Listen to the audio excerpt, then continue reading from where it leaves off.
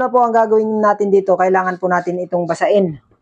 Ang purpose po nito ay para kahit mahangin po siya, hindi po lilipad yung buhok niya.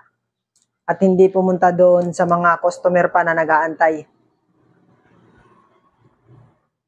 At kailangan din po dito, kung request ng customer natin ay kailangan ay mahaba lang yung matitira, kailangan ipitin po natin dito para hindi humalo. Okay mga kagunting, natapos ko na pong ipitan yung sa taas. Kailangan po nating basain ang bawat tagiliran. Kailangan itiklop nyo po yung tainga ng customer, tapos isprehan nyo po. Ang purpose po niyan ay para hindi po lumipad yung mga nakaangat na buhok. Ngayon mga kagunting, sa pagbabawas naman po mga kagunting, gagamit naman po ako ng DIY number 4 na guide. Mapapansin nyo po ang DIY na ito ay mahaba po yung kanyang suklay o dulo. Ang purpose po nito ay para lahat ng mga buhok na pumasok dito ay hindi na siya makagalaw. Dito pa lang po may ipon na sila at mapuputol po nito. Good. Titingin lang po tayo dito sa gitna po ng tainga nito at sa gitna rin dito. Ngayon po, ipapayo ko lang po natin yung ating customer. Tapos, dito na po tayo mag-start sa gilid. Kailangan po, ang talim ng guide po na ito, ay kailangan, dito po siya aangat sa side na ito. Kahit hindi na po kayo tumingin dito sa baba, kung saan nyo ibababa yung talim, kailangan isa lang po yung aangatan ng inyong talim dito sa taas. At bago umpisahan ninyo mga kagunting, bago natin umpisahan yung pagbabawas sa likod, ay kailangan po nating dinan yung taas. Ang ituturo ko lang muna po ng pagdidin dito ay kamay lang. Ayan. Kailangan po yung talim po ng guide, itong guide na ito, ay kailangan tatama po siya dito. Pagka tumama na po dito, stop na po tayo. Kagaya po dito. Ayan. Pag dinaas po natin dito, pagdating dito, stop na po tayo. Ayan. Kailangan titingin pa rin po kayo dito sa gitna ng tenga. Kagaya po nito. Dito po, kailangan ang priority po dyan yung sa taas. Wala pong problema dun sa baba. Ganyan lang po, dahan-dahan lang. Yung pong dulo ng talim ng guide ay tumatama po yan sa aking kamay. Hihilahin nyo lang po yung daliri ng inyong kamay. Ganyan lang po, guguhit lang, ganyan lang. Habang inaabante nyo po pataas yung guide, ay inaabante nyo na rin po yung kanyang kamay. Yan. Nakita nyo mga kagunting yung kanyang tabas. Ang susunod naman po na ating gagawin ngayon, at ang aking gagamitin, ito naman po yung aking DIY guide. Ito po ay dalawang sira na guide. Pinutol ko lang po doon, pinagdugsong ko lang. Mapapansin po ninyo yung pagkaka-curve ng dalawa. Yung stock nito ay pa-slight yung curve niya, pero ito po mapapansin ninyo, biglaan po siya pa-diretso din, pabigla, pasubsob. At ito na rin po ay naka-zero na rin po ito. Yan. Ito po yung aking gagamitin naman dito sa baba. Mapapansin po ninyo kung ano yung resulta nito. Ito po ay naka-zero. Pero para sa akin po kasi, para mas mabilis, naka-zero na po siya. Dahil hindi ko na kailangan ganito. Dahil yung curve, na biglang pa-curve po, nung side na ito, na pa-straight din pasubsob, malaking tulong na po ito para makagawa ako ng simple motion dito sa likod. Sa pagtatabas. Okay, tara, try natin.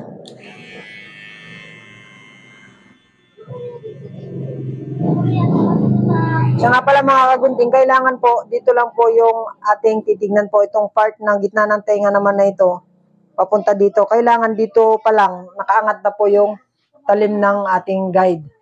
Huwag nyo na po siyang pasubsob. At ang pagbatak po sa ating razor ay kailangan pag ganito po siya.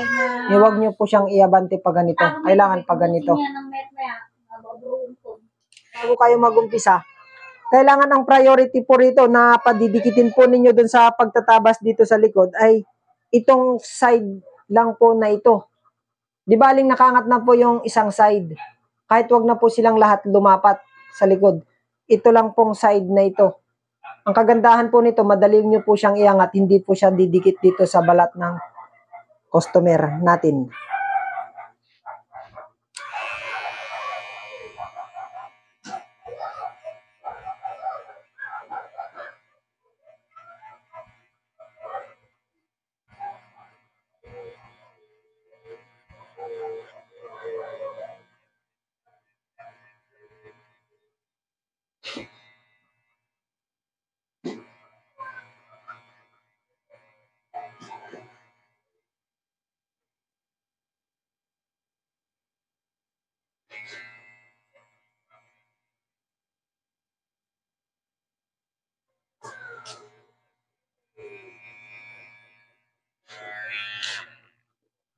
Okay mga kagunting, ang susunod naman po nito yung natin gagamitin ay ito naman. Ito po ay ginawa ko lang, dynamo lang po ito, tapos isang battery at switch. Wala po itong board, direct po ito sa battery itong dynamo na ito. Ang makina po nito ay isang makina ng W Mark na nasira at itong battery na po na ito ay yung battery lang din niya. At ang ito naman po, kinuha ko lang po dun sa nasira na aking taper. Ayan. Okay mga kagunting, ito pwede na natin itong isunod dito. Pag natapos na natin ito, malinis na po yan. Ito nga po pala malakas at malinis pa.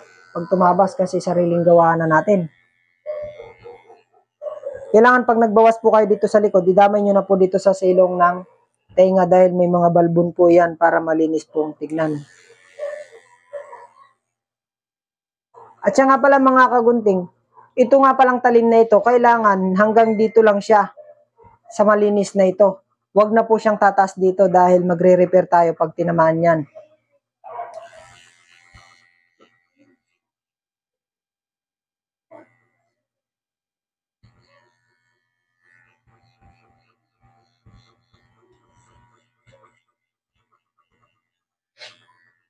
Ito pong ginagawa ko na ito, kahit hindi na po ito ahitan, lalong-lalo na po dito sa probinsya namin.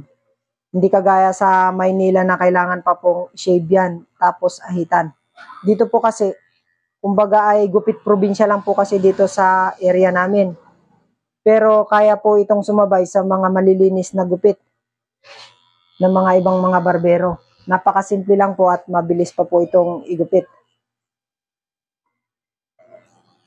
Okay mga kagunting, same lang po ang paraan. Doon sa kabila ng side at dito sa side dito, ganun lang din po yung gagawing paraan para matapos po lahat ng gilid. Mga kagunting, dito naman yung ating isusunod. Itong side na ito. Ang sistema po dito ng pagkakating natin ay pa-straight, pa ganun po ang talim lahat, pa ganun. Tapos sa kabila, puro pa ganun po ang gagawin natin. Maliban na lang kung iba yung way ng buhok, may way kasi na pa ganito, patiklop pa ganito. Tapos yung iba patiklop. Ito po kasi straight yung buhok niya, kaya ang gagawin natin na sistema ng paghagod dito, pag ganyan lang po, pag ganito po yung ating hagod na gagawin. Tapos pa-straight din pag ganito. Kailangan magsalubong po dito ito. Parang ganito po dito, tapos dito rin. Tapos pag mag-uumpisa po tayo, ay kailangan pong intindihin po ninyo, wag nyong ididikit itong side na ito. Itong side na ito. Ito lang pong kabilang side na ito. Ang ididikit ninyo dito sa balat ng customer. Kasi magtitira po tayo ng medyo makapal-kapal dito sa part na ito. Kasi po yung mga ibang customer natin, malalalim yung ganito. Lalong-lalo na yung payat. At medyo payat na payat. Malalim po ito, buto na yung nakalitaw dito. Kaya kailangan matirahan pa rin ito ng maitim para magkaroon po siya ng design. Okay mga kagunting, start tayo. Ngayon, bago po tayo mag-umpisa, tandaan po ninyo, itong part po ng mata na ito, dito lang po tayo mag-i-start magbababa ng talim. Hanggang sa silong ng ilalim po na puti na ito. Kailangan tatamaan po yung puti dito. Yung part na ito.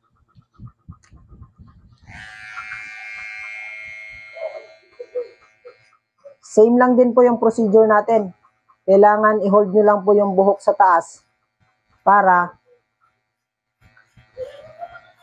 hindi makapalag. Ayan po yung kanyang tabas, oh. makapal-kapal po yung part na matitira dito. Isang part na ito. Kasi ang gagawin na lang po natin yan, nahagurin nyo lang konti, tapos tatanggalin lang yung lampas. Tapos pag nilagyan na po yan dito ng, kagaya po niyan, magkakaroon na tayo dito ng korte, mas madali na tayong maglagay. Kahit trimmer o kaya razor lang, pwede na po yan. Tapos yung sa paglalagay po ng hairline po, kailangan, huwag na po kayong susobra dun sa tinubuan ng buhok. Kailangan may dati na po yan, susundan nyo na lang para hindi madideform yung ating guideline. Okay mga kagunting, diretso pa rin po tayo. Diretso lang yung pag-ganito lang po yan, pag-ganyan lang. Ngayon po, sa kabilang side po, tinuro ko po pa ganon. Dito naman po ganito. Pero kailangan po dito mga kagunting, ay ito pong talim ng ating guide na side na ito naman po yung ididikit natin dito sa base. Ito po yung walang buhok. Huwag po kayong mag-i-start dito maliban kung mataas talaga yung gugupitin nyo, huwag kayong mag-i-start sa part na ito. Dito na po kayo mag-i-start dito sa ilalim. At ito po, iaangat nyo po ito.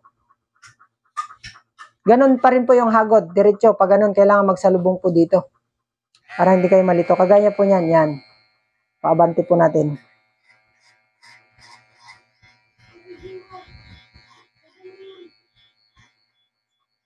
Puro ganyan lang po, straight. Magsasalubong na po yan dun sa dulo. Kaya matitira lang po dyan, itong part na dulo na ito. Pwede na po natin yan tabasin. Yung part na yan. Pag natanggal niya po yan, maganda-ganda na yan. Tapos yung ilalim nun, paikutan nyo lang po konti. Kailangan iangat nyo po ito. Ganyan lang. Oh. Yan. Salubong nyo lang po yan. At dito po, kailangan po pasalungat din po yung pagpababa yung buhok, sasalungatin nyo po para maiwasan po nyo yung ma-disform o magkakaroon ng uka.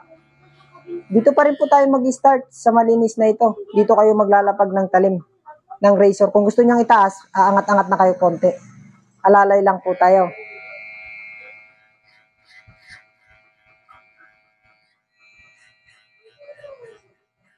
Ang paghagod po nito, makikita nyo po dun sa mga step-by-step tutorial ko para dun sa paghahawak ng razor. Yan. Makita nyo po yung kanyang tabas. Meron po mga black spot dyan, bahala na po yung trimmer na maghahabol dyan. Pero mahalaga po, pantay-pantay po yung kanyang bawas. Same lang din po yung procedure dun sa kabila, ganun lang din po yan. Papakita ko po sa inyo ulit tayo sa kabila. Ganun po ulit. Dito po tayo mag-i-start sa tapat ng mata na ito. Dito bababa yung talim. At yung isang side lang din po na ito, yung ating ididikit dito sa balat. At ang paghagod po, pa-slide pa ganun lang. Pa ganun. At sa kabila, ganun din. Kailangan hawakan nyo po na po ito. Kung sanay na kayo, pwede pong ganito. Pwede rin ganito. Pwede rin ganito. Ang kagandahan sa ganito, nararamdaman nyo yung talim o dulo ng guide na ginagamit natin.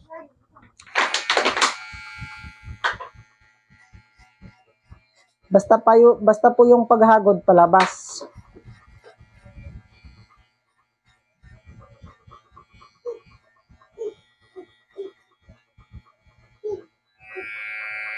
Kung may kukunin man po kayo dito na mahaba-haba, ganun pa rin po yung gagawin nyo, iangat nyo lang. Sana po makawit niya. Pag nakawit niya, matatanggal. Pero pag hindi, ang gagawin po natin, susuklay na lang po natin.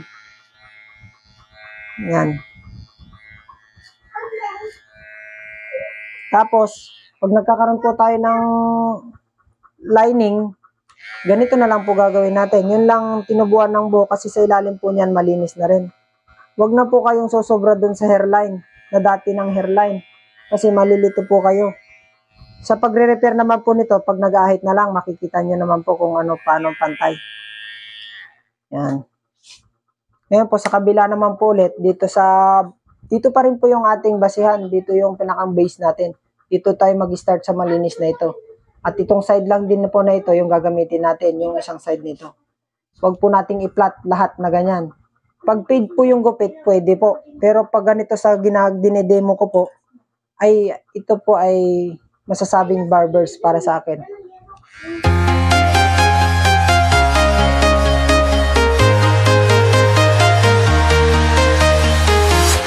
I'm Walking alone, the streets are empty. The only thing I can see is my own silhouette. Ito po, magsasalubong po rito, magkakaroon lang po yan dito ng isang maliit na line. Yan lang po, mapapansin ninyo yan. Kasi salubungan po ito, salubungan. Yan lang po. Ang kagandahan po nito, ito pong talim na ito, dumadaan dito sa silong ng tenga, hindi nyo na ito masasagasaan. Like, di kagaya ng iba, ginaganito, nabubugbog itong tenga. Maya, pagkatapos nagupitan dito, pulang-pula na ito. Para na itong kulay sibuyas. Kaya, ganito po yung gagawin natin. Ipapasilong lang po yung talim dito. Dito po siya dadaan sa silong. Kagaya po niyan. At dito rin siya dadaan sa silong. Ganyan lang. At dito po, yung sobra po, kakawitin nyo na lang ng suklay. Tapos, padadaanan nyo. Yan. Ganyan lang po yan. Tapos, yung natira po dito, dito pa rin po yung base natin, itong natira na to. Ganito pa rin po yung paglapag, ganyan. Para hindi kayo maligaw. Yan. Kung hindi po nakawit, unti-unti nyo po igaganon o unti-unti nyo igaganon siya. Yan. Pero nandun pa rin po yung kalahati ng katawan ng talim. Nasa walang buhok para hindi po kayo malito. Yan. Ganyan lang po. Yan. Ngayon, papagpagan po natin para makita natin yung resulta po ng ating unang ginawa. Okay mga kagunting, titignan natin yung resulta ng ating tabas. Tututbrushin lang po natin yan. Napansin nyo yung aking toothbrush. Dalawa yan. Toothbrush. Mga pinaglumaan na toothbrush. Hindi po, bago lang tong toothbrush na to. Nakakahiya naman. Yan.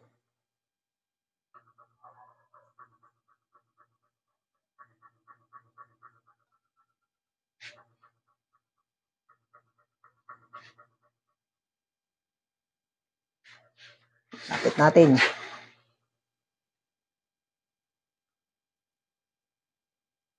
Yan po yung finish nung aking ginawa na DIY.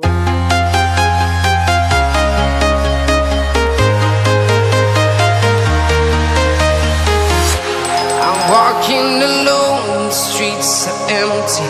The only thing I can see is my own silhouette. I'm getting stronger, step by step. The clock is ticking, but there's no time for regrets. I've been flying from town to town, from London to Taiwan.